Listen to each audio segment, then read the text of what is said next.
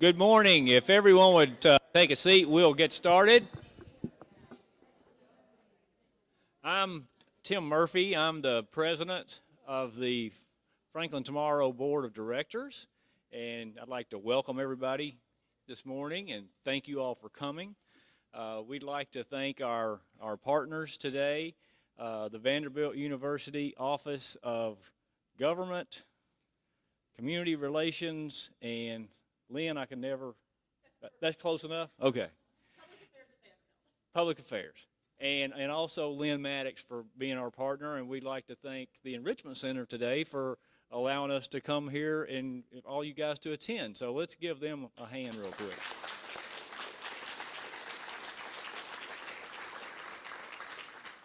If it's the second Monday of the month, there's usually going to be a Frank Talks. So keep that on your calendar. If you're not on our email list, get your contact information to Carmen, and Carmen is here today. Carmen Stank, she's our administrative manager. Or that's not your correct title, but that's close enough though.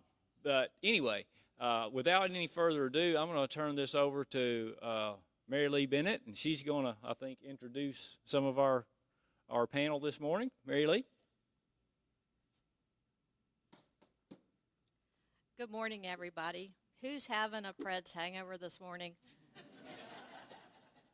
I think we need to give them a great round of applause for their great efforts this year. Go Preds. We'll get it next year. Thank everybody for coming out this morning. I know it was hard for me to get up early this morning. I'd like to introduce Patrick Baggett from Full Service Insurance this morning as a member of the Franklin Tomorrow Board and our moderator of the panel. Barry Beasley is from the CEO of the Heritage Foundation, and she has previously worked as the Chief Officer of Marketing and External Relations for the General Council of Finance and Administration, a global agency of the United Methodist Church. She brings over 15 years of experience in marketing and nonprofits and joined the Heritage Foundation just recently.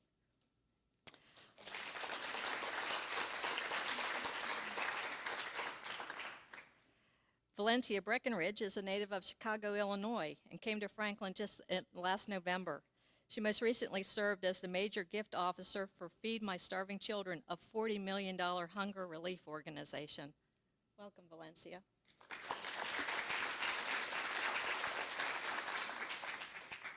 In completing the panel, Rob Wigden has more than 22 years of experience in various parts of the real estate profession. He's served as the CEO of both state and local associations and was most recently the CEO of the Greater Gateway Association of Realtors in Glen Carbon, Illinois. I'd like to welcome our panel this morning.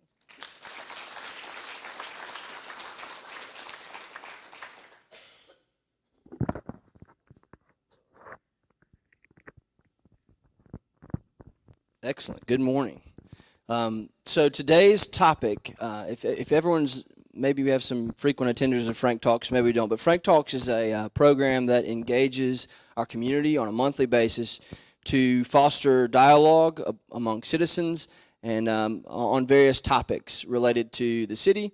And today, in particular, three different well-known and important institutions of our town. And that's what the role of this is today here at Frank Talk. So today's topic was 3 faces to know in 2017. So here are your 3 faces to know. But we really appreciate you all coming out today. I know it takes a lot of time out of your busy schedules, but this is we hope is very important to you because it is to us. All right, so we'll start with brief 10 to 15 minute introductions of each organization and each individual. Tell us a little bit about yourself, background, a little bit about the organization.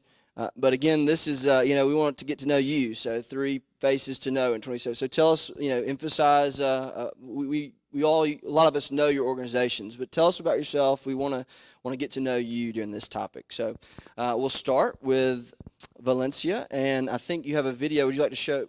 You just cue it up whenever it's already cued. You just tell her to press play when you'd like to play the video for Graceworks. So, okay. Thank you.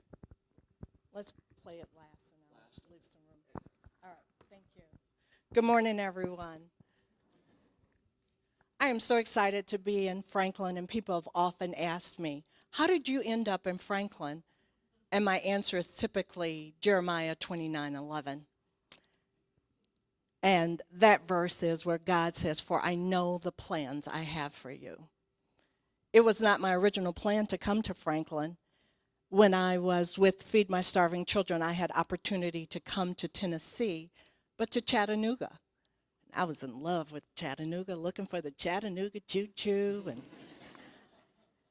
any rate, God had other plans. God had other plans, and I am here to confess with all that I am that his plans are 1,000 times better than mine.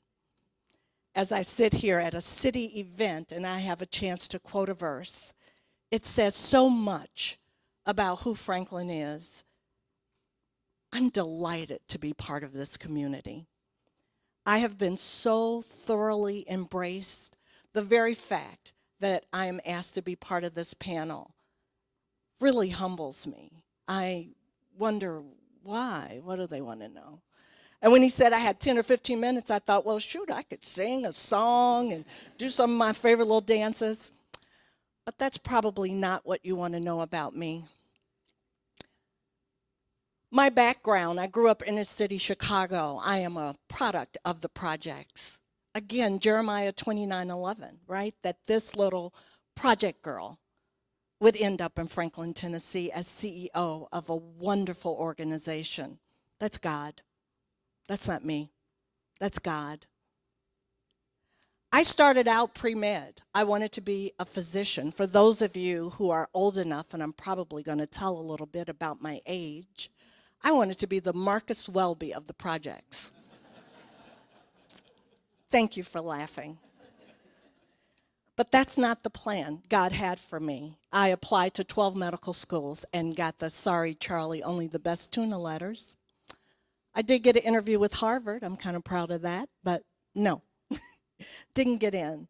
So instead, I fell into banking, and I spent 6 years in Chicago's financial district. I was able to get an MBA from Northwestern.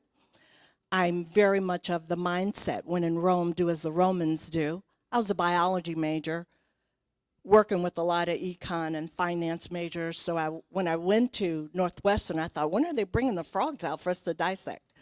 No, we're going to do accounting instead. Oh, well. I majored in marketing. I double majored in marketing and organizational behavior, and didn't know what was going to happen next. As I went through and had other jobs in for-profit organizations, I came across a nonprofit job, and I say that was my entry-level drug into nonprofit work. My first nonprofit job, I was CEO of a local crisis pregnancy center.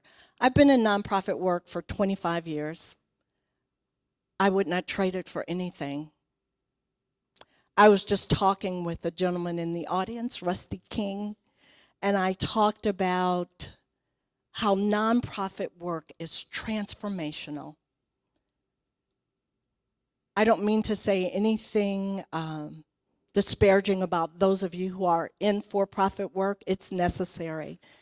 But I look at the privilege of doing work that shifts me closer to who God made me to be. I pinch myself every day that I get to be at GraceWorks. I pinch myself every day that I get to be in this wonderful community of Franklin. You all are amazing. Thank you for letting me be part of you. GraceWorks, speaking of amazing, GraceWorks is a community resource center, and I love the compassion with which we were founded. When I look at how easy it is for us to think, because all is well with us, all is well with our neighbor. I was drawn to GraceWorks because of the word neighbor. When I looked on the website and saw that the people we serve are not called clients, but called our neighbors. We all know life can turn on a dime, right? We can be sitting pretty one day and the next day be in a place that we never could have imagined. I love that this kind, compassionate community started an organization that invites us to look around, see our neighbor. Could be us, but for God's grace, there go I. See our neighbor and help them. You guys have made GraceWorks what it is. I came here a week early and I was walking around, and if anybody knows me, I talk to everybody. I have a relative who says I'm a doggy person, you know, in terms of when you look at personalities, how dogs come up to you, a person. Hey, let's talk, let's play. That's me. So I was in Lowe's, and I was looking at people and smiling. Hey, I'm in Franklin. And I just started talking to everybody about GraceWorks. I wear my name tag on Saturday because I'm just so proud of where I work. So I walk around with my no makeup and looking all busted up with my name tag on. Oh, yeah, GraceWorks. But I was amazed at how many people knew about GraceWorks. I was even more amazed at how many people thought, well, this is before I started. And I thought, wow, what have I gotten myself into? Really exciting. Please pray for me. GraceWorks is an amazing organization. I want to make us even more amazing. It's a big job. It's a lot of work. It is a huge responsibility. As I look out at the faces here, I feel a responsibility to each of you to make GraceWorks grand. I know many of you will say, oh, I know GraceWorks. I've done this, I've done that with GraceWorks. Thank you. Keep doing more. Check our website. We have fundraising events going on all the time, and it's so we can serve our neighbors better. There's a little video that we're going to cue up. It's about 4 minutes, not quite, that gives you a great overview of GraceWorks. I have board members here. I have staff here. I have friends here. So if you have questions afterwards or you want to get involved, please stop some of us. Will you cue up the video? Williamson County is one of the richest counties in the United States. Yet even here, there are residents who struggle daily. There are really hardworking mothers like myself who are out there, and we're doing the best we can, but life just threw something at us. In Williamson County, your neighbor might be a business executive or a young musician or a single mom. Any of them might need your help.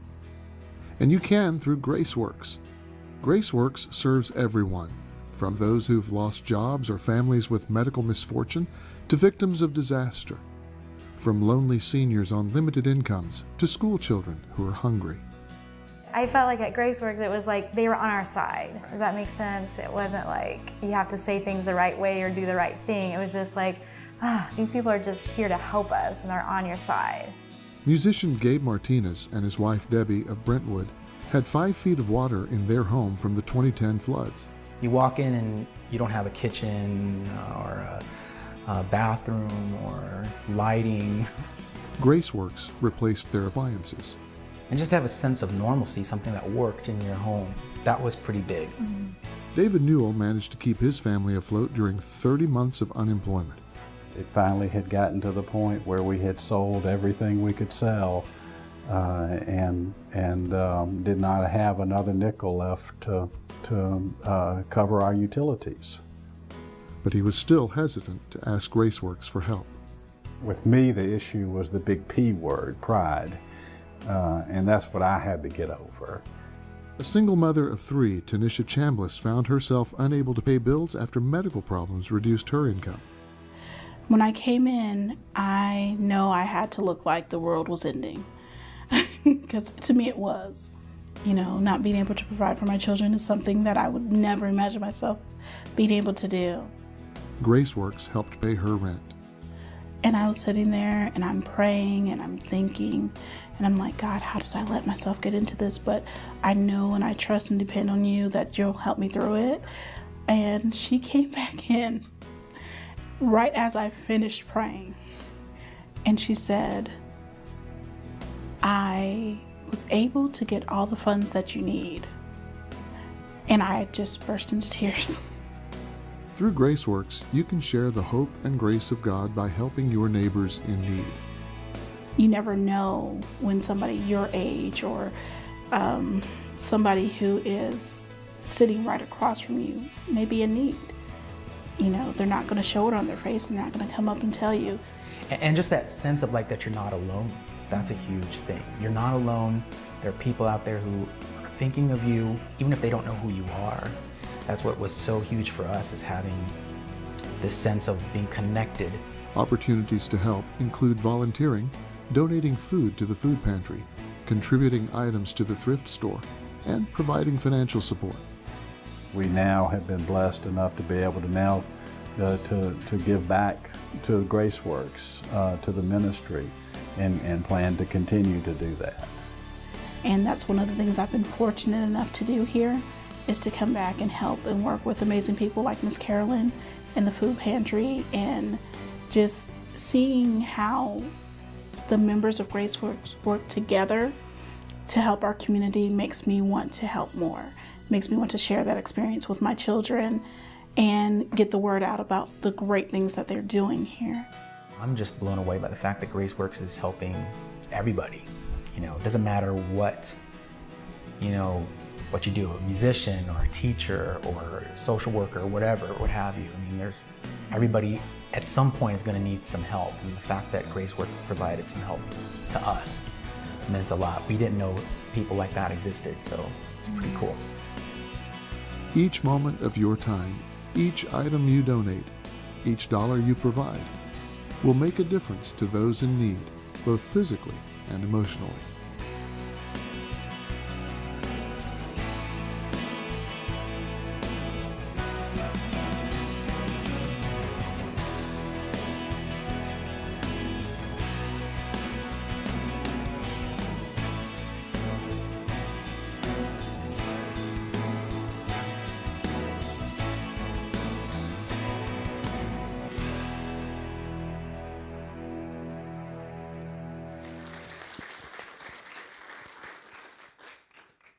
Thank you. I apologize. That was an older video, not the one I intended, but the stories are the same.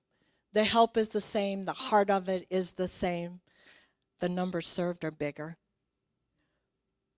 But please go on our website, graceworksministries.net. You can learn more about us, see events that are coming up, and see a current video. Thank you. Thank you, Valencia. Appreciate it.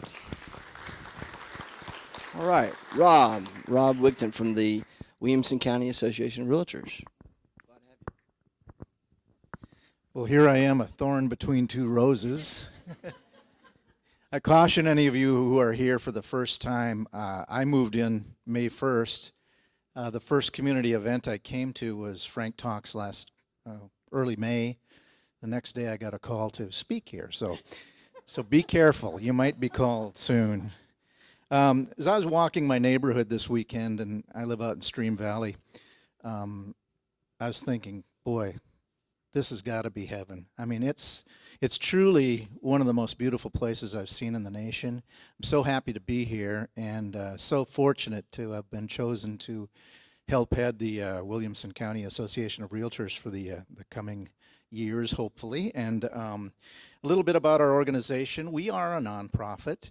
I know your image of the real estate community is probably in the profit side. You look at realtors and think, boy, they must make a lot of money. I don't know a group of people that works any harder than realtors. And I do want to tell you a little bit about the difference between being a real estate agent and being a realtor. When you're a realtor, you subscribe to the Code of Ethics, which is in the Constitution of the National Association of Realtors. Basically, it's the golden rule, and we want our members to play fair, to treat each other fairly, to cooperate, even though it's an area of competition, but to go out there and work competitively, but cooperatively. When I came on board, one of my missions was to further our outreach into the community. I want to get to know the community leaders. We want to push the association to do great things in the community, to go out and do the cleanup events at the parks or the cleanup events at the rivers, to work with the community on building homes, and to help solve the problem of workforce housing in the community, things like that. That's an important element in our association, and we look to do that in the coming months and years. We are made up of about 2,500 Realtor members and affiliate members. And the Realtor members, of course, are those that are actively listing and selling real estate in the community. Our affiliate members are business people such as yourselves at for-profit businesses and nonprofits. And we encourage you to get involved with our association. For a mere, here's my sales pitch. For a mere $246 a year, you can become an affiliate member of the Williamson County Association of Realtors. And what that enables you to do is take part in our networking events, and we hold a whole bunch of them. Realtors love to get together, network, hold community events. Gives you an opportunity to tell them about your businesses, spread the good word, make some new friends, maybe make some good business contacts, and make a few dollars in the process. And for those of you who are really interested, we've got some major sponsorship opportunities too. I've got some booklets here. Any of you who are interested afterwards, come up and see me. We have different levels of sponsorship as well, so you can become a prime sponsor with us. And then at that level, what we'll do is we will advertise you in our materials. You'll get to speak at some of the events, and you really kind of immerse yourself deeply into the goings-on at the Williamson County Association of Realtors.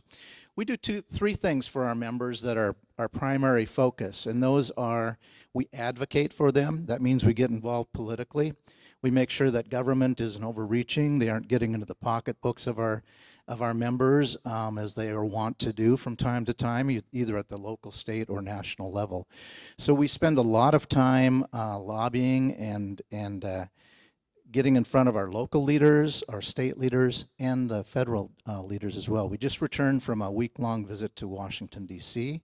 with my leadership. Most of them are here this morning, and I'm happy to have them here with me.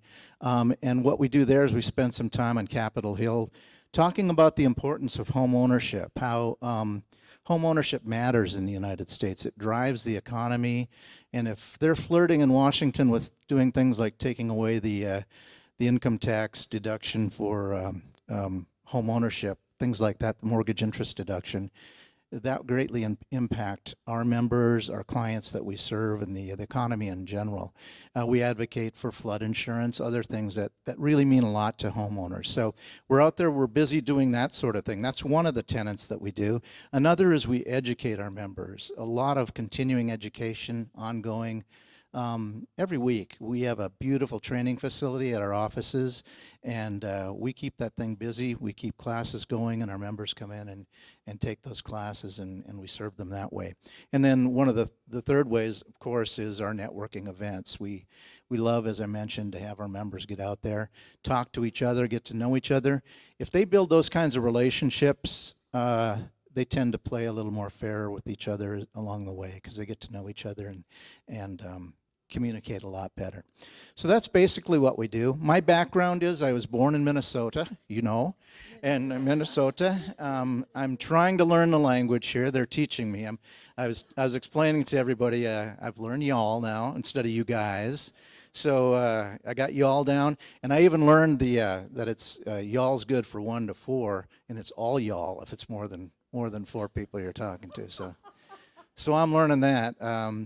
But I have 2 sons. They're both growing. They're both in their mid-20s. One's in Minneapolis. One's in Boise, Idaho. They're both engineers. I'm very, very proud of them. I'm an empty nester. I live by myself. Anxious to meet a lot of the folks in the community. Looking forward to a lot of social activities and getting to know each and every one of you. So that's my story, and thank you for having me.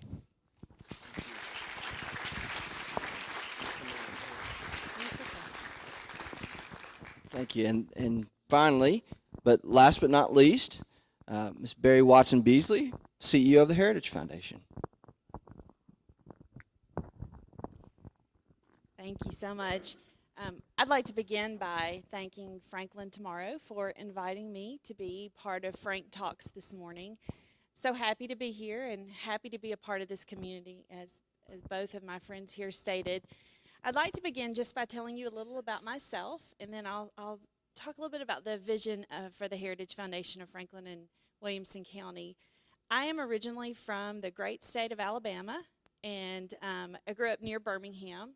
Wonderful family. My mom, I'm not sure if she's still there, but she is actually in town today, so she is here somewhere. And a very supportive family. I grew up in the Birmingham area and went to the University of Alabama and completed both a bachelor's and a master's degree from Alabama. So all of my UT friends that are out there, I love you all. So I had some great years, 7 great years in Tuscaloosa. My bachelor's degree is in communication studies and my master's in advertising and public relations. And when I finished graduate school, I moved to Livingston, Alabama. I don't know if any of you are familiar with Livingston. It's a very small town. And I began as the director of marketing for the University of West Alabama. It was a fun 3 years. I had an opportunity to implement the first integrated marketing communications plan for the university. And that department has grown, so it's been fun to watch that. At 28, I found myself single in a small town, and I thought, I want to relocate to a bigger market. And so I was looking, as a young 20-something would do. And I decided, I really want to go to Nashville. And I did not know one person in Tennessee in 2005. But I applied and was hired as the director of athletic marketing for Belmont University. And I had some happy, happy years at Belmont. It's a fabulous university. And so I have a story I think you will appreciate. I moved to Middle Tennessee at the age of 28, and my dad's career was real estate. And so for the first few months, I was living in an apartment and knew I wanted to purchase a home. And so I called my dad, and by that time, a few months in, I had a network of friends. And so I said, Dad, will you please come here and help me because I want to buy a house in Nashville? And he said, okay. So he came up for several days, and he talked to people, and he analyzed everything about Middle Tennessee. And I'll never forget our conversation. He said, okay, let's sit down and talk about this. I have looked at everything, and you need to buy a home in Williamson County. And I was a young 20-something, and I said, well, Dad, all my friends are in Nashville. I've got to be in Nashville. And so he said, okay. So I bought a condo in Nashville. I had some happy, happy, happy years there. But then I got to my late 30s, and I called my dad, and I said, Dad, will you please come up here and help me? I really want to buy a house in Williamson County. And he said, I think we've had this conversation before. And so he did. He was great. He didn't rub it in too much. And I bought a home with 6 acres in Thompson Station. I'm actually in Burwood. And when we first moved there, and my husband and I, we thought, I would say, well, I bought a little farmhouse in Thompson Station. And when we got to know the neighborhood, they said, you live in Burwood. So if all of you that are from here, you understand I live in Burwood, which is a great place, and we love being there. So during my journey through my years here in Middle Tennessee, I met my husband in 2010, and some of you that came to our annual meeting probably heard the story, but our first date was on Main Street here in Franklin, and when he proposed, he took me back to Main Street, and we got engaged there, bought the house in Thompson Station, which we're so happy, and we have a 2-year-old daughter, Alexandria. So she is having a great time growing up in a place where she can see lightning bugs, and we can really see the stars at night, and it's just a dream to raise a child on land in Williamson County. It's truly a blessing. So how I got here to the Heritage Foundation, most recently I was working for the General Council on Finance and Administration, which is a global agency of the United Methodist denomination. And I don't know if any of you are Methodist, you may understand that it's a connected denomination. And so there are 13 general boards and agencies based in Chicago, Nashville, New York, and DC. So GCFA is one of the agencies, Finance and Administration, based on Music Row. In the past 4 years, I've been there as director, as the chief officer of marketing and external relations. And in that role, I managed corporate relations, marketing and communication, and then travel and meeting planning. The travel and meeting planning team did about 150 events globally each year. The marketing team was doing multiple campaigns for various entities of the denomination. And then corporate relations would allow me to really travel quite a bit, not only nationally but internationally, in working with corporations. So that was a great 4 years, and I had built my teams and and had a great situation, a wonderful CEO I loved working for. But then I learned about the Heritage Foundation of Franklin and Williamson County and the impact it has on this community where we're raising our daughter, where we love to be. On a weekend before I was ever in this role, you could find us having a meal in downtown Franklin, and you could find us shopping for our little farmhouse right here in this community. And so when I learned about the position, I thought, this is the one thing that I'm interested in learning more about. And as I learned about it, and I'll share with you all today, I know that it's been here for 50 years, and all of you probably are very familiar with the work of the Heritage Foundation of Franklin and Williamson County. But it's fabulous historic preservation. The Downtown Franklin Association is a subsidiary of the Heritage Foundation, and they administer the Main Street program. So keeping all of the beautiful work and working in conjunction with the city of Franklin on how beautiful and incredible our downtown Franklin is. All of the events from the Heritage Ball to all of the festivals. It's really incredible and extraordinary that that this group of people have done so many amazing things over the past 50 years. This is our 50th anniversary. We will have a huge celebration in November, so I invite all of you to be part of that. I'd also like to mention that the Franklin Theater is also a subsidiary of the Heritage Foundation.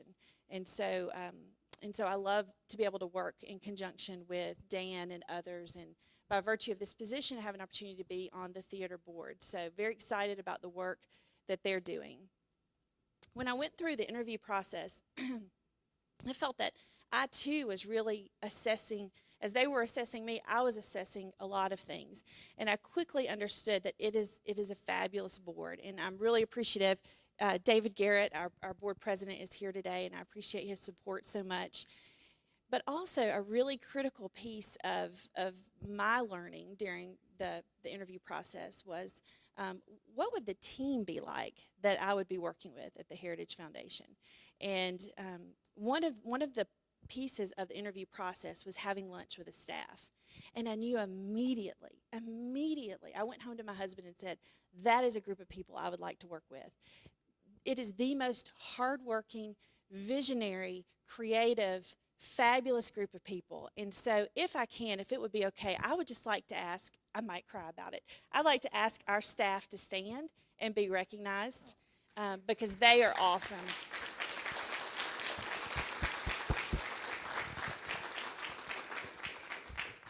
So for me, they are the best beginning in my first 6 weeks with the Heritage Foundation.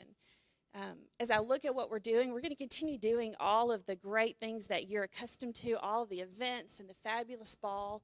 And I'm excited about also incorporating some new and exciting things, such as implementing an integrated marketing communications plan. How do we tell the story to the entire county, and how do we communicate all of the great things that the foundation has done over 50 years and what we will be doing and the projects that we'll be involved with. So I'm really excited about what's to come in that way. We'll also be working, as you mentioned, in the area of corporate sponsorships and how do we truly develop partnerships with key corporations. And we want that to be exclusive, and we want it to be fabulous, and we want to be really focused on our partners. So we have a new program that we'll roll out soon, and we'll be sharing more about how a company can become a partner with us. So I'm very excited about that. Membership is important. We want everybody in this room to be members of the Heritage Foundation, and it's only $50 to join annually.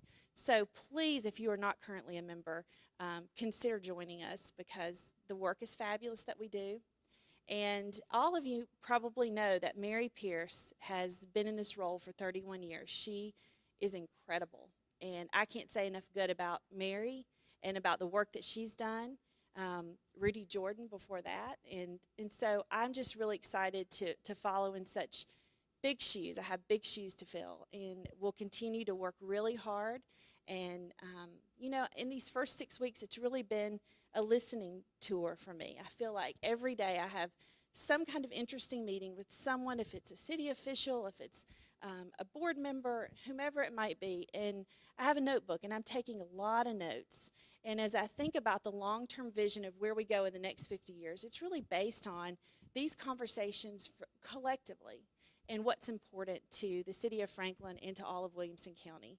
So every day I feel like it's a gift. I mean, I wake up in the mornings and I look at my calendar and I think, this is fun. I have lunch with so and so. I'm going to have a meeting this afternoon and we're going to strategize on so and so topic. So it's joyful. I'm enthusiastic, excited, and I would not want to be anywhere else. So thank you all so much.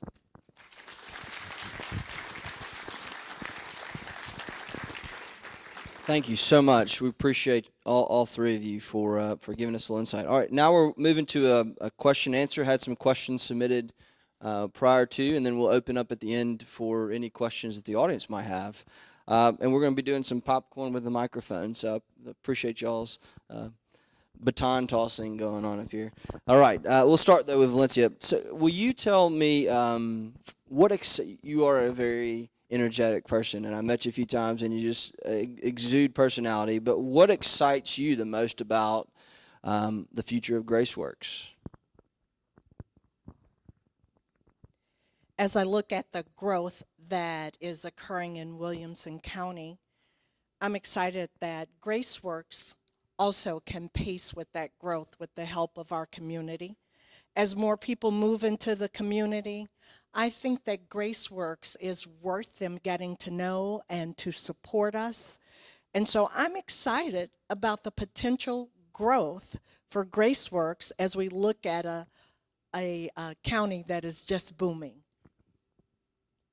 Fantastic. Thank you. Rob, you are relatively new to the area. So this question was posed: what is the biggest difference you see in real estate here versus maybe the other areas of the country that you've been in? Well, I've had a pretty fascinating career. I ran the state association in Nevada a few years ago during the meltdown. It was ground zero for foreclosures, as you remember.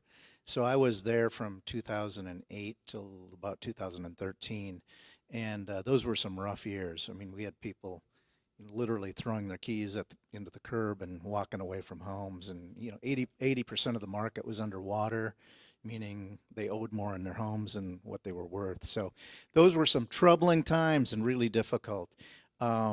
Then I moved to Illinois, and I ran an association there, and it was a beautiful little community, a lot like Franklin, only a little bit smaller. I lived in Edwardsville, Illinois, and the problem there, and it's something we have to watch out for here, high property taxes. I'm telling you, people are leaving Illinois in droves because of the property tax situation there and the tax situation in general.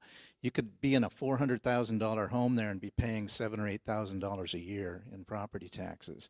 And if you owned a beautiful home in the city, a $700,000 or $800,000 home, you're looking at $12,000 a year. I mean, that's $1,000 a month that's not going into the economy in some other manner, either buying cars or buying furniture or whatever it might be. So God help us if we ever get to that point here. So I think it's incumbent upon all of us to be, working with our community leaders, finding ways to raise revenue for our schools in the community and growth in the community without placing the entire burden on the real estate community or on property taxes, those sorts of things. This is such a fabulous county and such a great place to live that I hope it always stays this way. It's beautiful. Thank you. Barry, can you talk a little bit more about the various festivals, events, you mentioned the ball that you put on, and how those impact the Heritage Foundation, and maybe talk a little bit about those, because they're very central to our community. Absolutely, and if I forget something, team, you speak up. But there are many festivals and events that the Heritage Foundation puts on each year, one of which is Pumpkin Fest in October, Dickens of a Christmas in December, our big Main Street Festival in April. We have the Heritage Ball in September at Carton, and we have Brewfest, and it's really a fundraising event put on by the Downtown Franklin Association, which again is part of the Heritage Foundation. And let's see, am I forgetting anything? I think that's a number of our festivals, and it draws hundreds of thousands of people every year to downtown Franklin. It helps us raise funds, so the proceeds from those festivals help us conduct the business that we do. And so we continue to think about how to make it fresh and exciting. And so I'm really excited. Terrell is leading that effort for us, and she has some really creative new ideas of what we'll incorporate this year. So be sure to be there at all of the upcoming festivals, because we'll have new and creative things each time.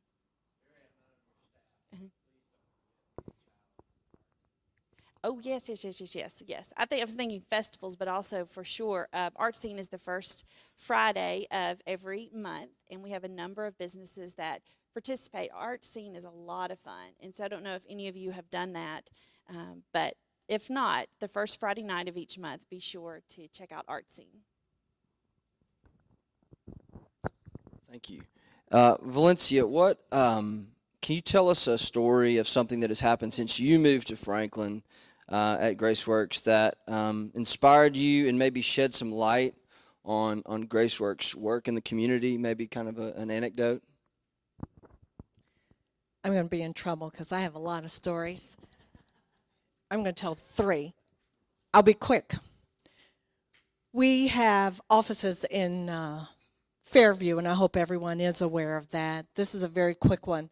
A woman walked into Fairview, an older woman, nicely dressed, and she had a poorly and scantily dressed young child with her.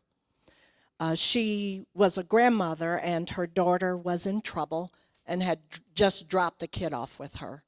And so she was in GraceWorks thrift store trying to get some quick clothes for this little grandbaby.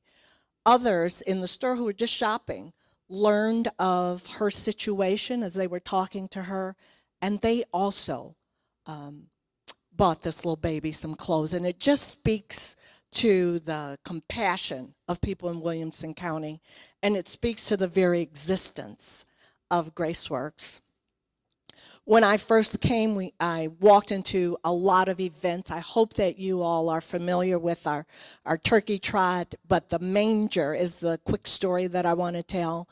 The manger is where we offer Christmas shopping to our neighbors who we have seen throughout the year, and we know that they struggle and are low income and could use just the cheer and the opportunity to shop for their families. As I stood on stage telling the GraceWorks story, a woman who was there to volunteer was in tears the entire time I talked. I stepped off the stage after I was done and went over to her and put my arm around her, and I said, "What's the source of your tears?" She said, "I have a beautiful car outside, and I live in a fabulous home. It's early December. I have $100 to last me through the rest of the month.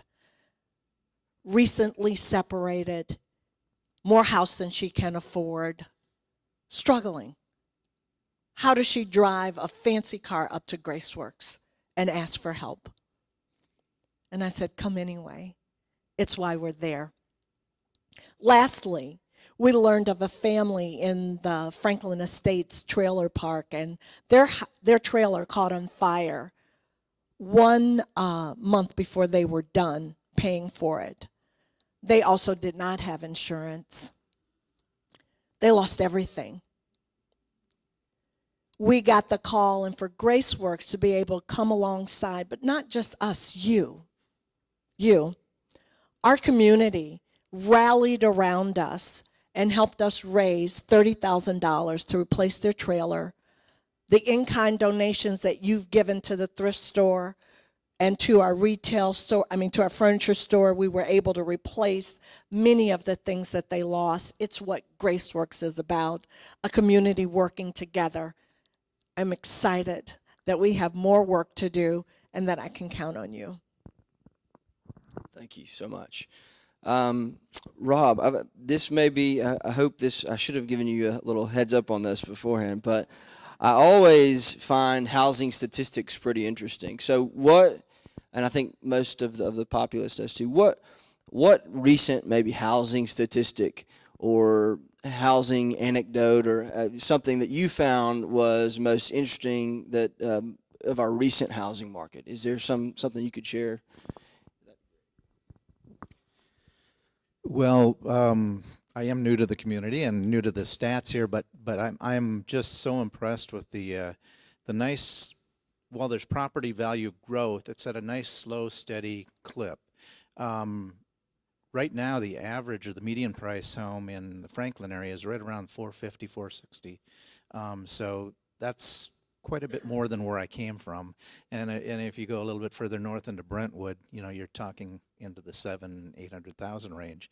So that's pretty fascinating. That's good news and bad news. It's good news for all of us who have homes here and we're watching the property values increase. The bad news, of course, is for the companies that are relocating here and need a workforce. There is a little bit of a lack of, I think, from my initial analysis, workforce housing. So hopefully we'll see some areas either scattered around Williamson County or within the community here where it's a little more affordable. But again, just a wonderful place to live. We want to see those property values keep increasing, and hopefully they will. Thank you. And then Barry, last question here. It's kind of a two-side. What balance would you encourage? And this community is a historic community, but as we just mentioned, there's lots of growth. So how would you encourage, or historic preservation and in maintaining growth and keeping our Franklin? How is the Heritage Foundation going to play a part in that, or continue to play a part in that? Thank you. The Heritage Foundation will continue on the same path that it's been on for the past 50 years in working with developers and working to promote historic preservation. So we will continue to stand in the gap, and we will continue to be an advocate and a voice in the community to work with developers to make sure that it's smart development. And so nothing will change on that front. Thank you. All right. So those are all the pre-prepared questions. But we at Frank Talks, if you're new, we open the floor. And so for the last few minutes here, let's open the floor. And if there are any questions, I'll hear those and I'll repeat them over the microphone since we don't have a wireless today. And we'll ask our panelists. Any questions? Yes.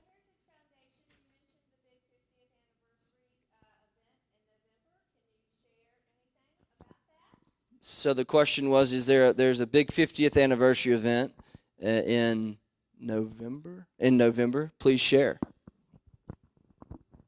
We are still working on all the details, but I know that it will be November 12th at the Franklin Theater, and it will be a look back at the wonderful 50 years. There will be a timeline of all of the success, the stories, and so we are going to invite the community to come out and celebrate this huge 50th anniversary with us.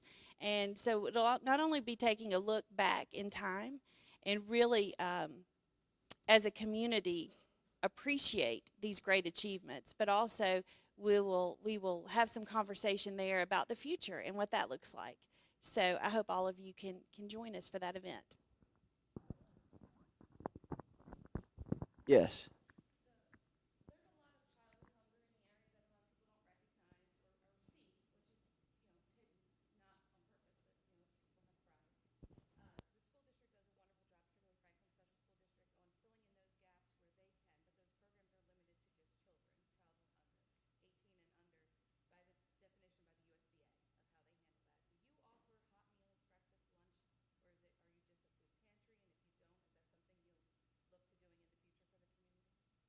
So the question was, there's childhood hunger in the area, there is adult hunger, there are hunger needs in the area.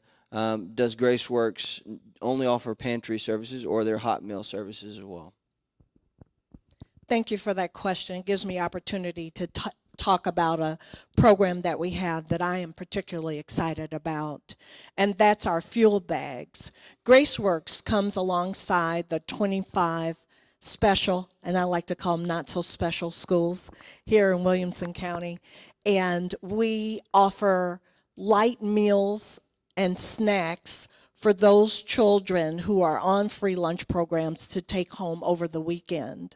As we end our fiscal year, we are proud to let our community know that we distributed over 24,000 of those bags throughout the school year. And please keep in mind what that represents is how many hungry children that we have as we look around to see our neighbors. You know, our children are sitting right next to these kids. Our kids might be these kids. I don't know who's in the audience. But I am so, so proud of that program, again, that your food drives and your donations make possible. To answer the question directly, we don't have immediate plans of doing any hot meals. We do want to continue with our fuel bags and any other food pantry services that we can provide that serve the needs of our community. Thank you. Any other questions? Yes. The question was, what's the best way to contribute to the food pantry? There are several great ways to contribute. First is financially, any amount, but obviously the more you can give, the more food we can hand out. But also to do a food drive with your church, with your community, if you have special groups that you're involved in, you know, if you're part of Rotary or if you have a women's club or whatever, you get the picture. And to participate in those things that we have for our food drives, just recently we did a Stamp Out Hunger with the United States Post Office, where we had a Saturday where we asked people to put out bags of food, and the post office came alongside us, and we really were very, very excited about the community response. And you can be creative. If I've not mentioned a way that you'd like to help, please creatively come. And also to volunteer. Those fuel bags have to be put together. When we have big donations of food, we're excited, but they have to be sorted. And so those are opportunities to help with the food bank as well. Thank you. Great questions. Have one over here.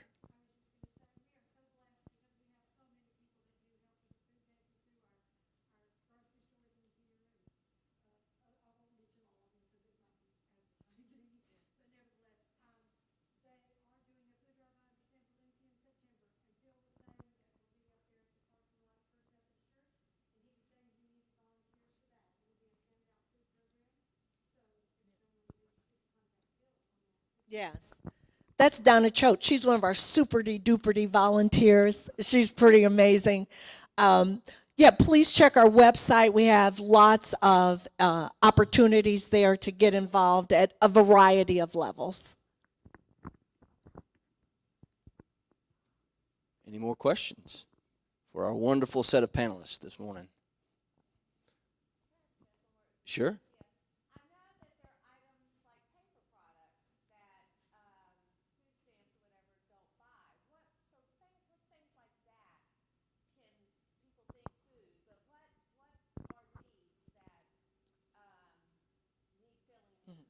Thank you so much for that thoughtful question. We find our neighbors need toiletry. That's another thing. When we give away our grocery carts of food, we also like to include cleaning supplies, especially laundry detergent, that sort of thing. I'm a huge animal lover. And we find that a lot of people give away their pets because they can't afford to feed them, right? If you're struggling to feed your kids. So dog food and cat food. So think about toiletries, cleaning supplies, household cleaning supplies, laundry detergent, pet food. I don't know, Brian, am I forgetting anything? Say it again. Feminine products. And also depends. You know, a lot of our neighbors are elderly and need those things as well. So thank you. Excellent. Any other questions for our panelists? All right. If not, we appreciate everyone for coming out today. We hope you'll join us next month on the second Monday of July. We will meet. Check Facebook or Franklin Tomorrow's website for all the details. Again, we want to thank Vanderbilt University's Office of Neighborhood Government and Community Relations for being the primary sponsor of this each month. And then also the Williamson County Parks and Rec for allowing us to use this beautiful enrichment center. If there is nothing else, we will stand adjourned. Thank you.